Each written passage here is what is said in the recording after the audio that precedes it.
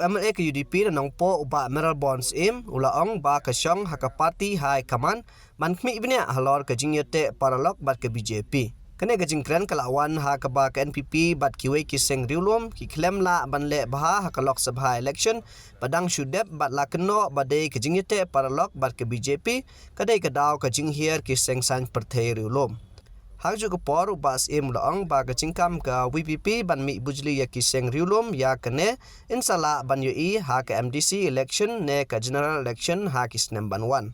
When it comes to the coalition government, we are in the era of coalition government. Now you see even in Delhi, in the central government, it is the coalition government where the BJP could not cross 272, where it have to get the support of the smaller party to form a government.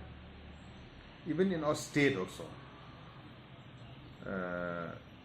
after many decades, only if I'm not wrong, in 1972, where the government with full majority has been formed. After that, concessive government is formed through the coalition government. See, in a coalition government, there are compulsion, where you have to adjust, where you have to balance issues, and where we should have a common minimum program to balance for the welfare of the people of the state.